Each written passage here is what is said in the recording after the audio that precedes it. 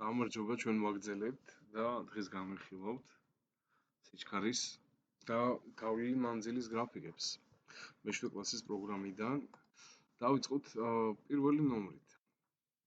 ესე იგი 3.23 სურათზე მოცემული გვაქვს გავლილი მანძილის დროზე დამოკიდებულება და უნდა გავიგოთ რა სიჩქარით მოძრაობს ეს სხეული.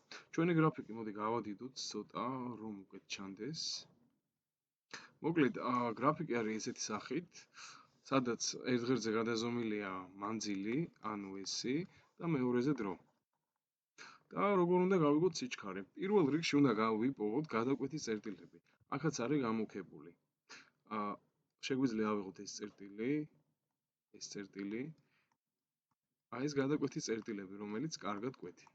და ამოვწეროთ მონაცემები. მოდი მე ავირჩევ ბოლო წერტილს და დავაგეგმილებ და გამოვიდა რომ გავლილი მანძილი არის 50. ასევე ჩამოვალ დროზე დავაგეგმილებ და გამოვიდა დრო არის 5 წამი. ამოვწერ ამ მონაცემებს. ამ მონაცემებიდან ჩვენ ვიცით რომ გავლილი მანძილი არის 50 მეტრი, ხოლო დრო არის 5 წამი. და გვაინტერესებს სიჩქარე. ფორმულა გვაქვს ესეთი: V ტოლია, ესე გაყოფილი T-ზე. შევიტანოთ, ეს არის 50 გაყოფილი 5-ზე და მე ვიღებთ რომ 10 მეტწამი ჩვენი სიჩქარე. გავაგრძელოთ მეორე ნომრით. ნივთიერი წერტილი მოძრაობს წრფივად და თანაბრად 60 კმ/სთ სიჩქარით. ააგეთ ამ წერტილის გავლილი მანძილისა და სიჩქარის დროზე დამოკიდებულების გრაფიკები. მოკლედ, მოცემული გვაქვს რომ სიჩქარე არის 60 კმ/სთ და უნდა გავიგოთ ST, ანუ გავლილი მანძილის დროზე დამოკიდებულების გრაფიკი და VT, ანუ სიჩქარის დროზე დამოკიდებულების გრაფიკი. VT შედარებით მარტივია, მოდი ჯერ დავიწყოთ ST-ით. პირველ რიგში გავიხსენოთ ფორმულა S ტოლია VT და V შევცვალოთ 60-ით. ჩვენ მივეცით უკვე გავლილ მანძილს ST სახე და ამის ასაგებად ჩვენ ვიყენებთ ცხრილს. ერთ მხარეს ავიღოთ დრო, მეორე მხარეს გავლილი მანძილი. როგორც იცით, დროის ათვლა იწყება 0-დან, შესაბამისად 0, 1, 2, 3. შეიძლება გაგრძელება, მაგრამ გაგვეწელება გრაფიკი, ამიტომ 3-ზე გავჩერდეთ და რას ვაკეთებთ? დრო შეგვაქვს S-ის განტოლებაში სათითაოდ. დავიწყოთ 0-ით. რა გვექნება? ეს 0 ტოლია 60 გამრავლებული 0-ზე და ეს არის 0-ის ტოლი.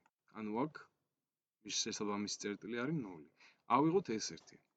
S1 ეს არის 60 გამრავლებული 1-ზე და ეს არის 60. ავიღოთ S2. S2 ეს არის 60 გამრავლებული 2-ზე და ეს არის 120. აქ 120 უნდა ავიღოთ და ავიღოთ S3. ეს არის 60 გამრავლებული 3-ზე, T 3-ია და ჩავსვი და მივიღე 180. გვაქვს კოორდინატები და ამის შემდეგ როგორ ვიქცევთ? ამის შემდეგ ჩვენ ვაგებთ, ბავშვებო, ხაზავთ ღერძებს, ერთ ღერძზე S, მეორეზე T. და ვიწყებთ გადაზომვას. დრო ჰორიზონტალურ ღერძზე გადაიზომება, ეს არის 0 წერტილი, ეს არის 1, ეს არის 2, ეს არის 3. ხოლო ვერტიკალურ ღერძზე გადავზომოთ S-ზე შესაბამისი კოორდინატები. ეს იყოს 60, ეს იყოს 120, ხოლო ეს იყოს 180. მოდი ავიღოთ გადაკვეთები. 0, 0 წერტილი გვაქვს აქ, 160 გადაკვეთა ამ წერტილში გვაქვს, 220-ის გადაკვეთა აქ გვაქვს, 380-ის გვაქვს აქ. ავდგეთ და შევაერთოთ მიღებული წერტილები. სწორად შევაერთოთ და მივიღეთ რომ ჩვენი გრაფიკი არის აი ამ სახის. ეს გრაფიკი გრძელდება. რაც შეეხება მეორეს, VT გრაფიკს. ჩვენ ვიცით რომ სიჩქარე არის 60 კმ/სთ. ამ შემთხვევაში სიჩქარე უცვლელია, შესაბამისად VT გრაფიკს ექნება მუდმივი სახე, ანუ სწორი ხაზი. აქ მოვნიშნოთ 60 და დავაწერთ რომ V არის კონსტანტი. ანუ სიჩქარე არის მუდმივი და არ იცვლება, მაგიტომ არის სწორი ხაზი. როდესაც სიჩქარე თუ ზადი იქნებოდა ეს თანაბარაჯგარებული მოძრაობა და არ ვიხილავთ, რადგან სწორი ხაზია, ესე იგი ის არ იცვლება.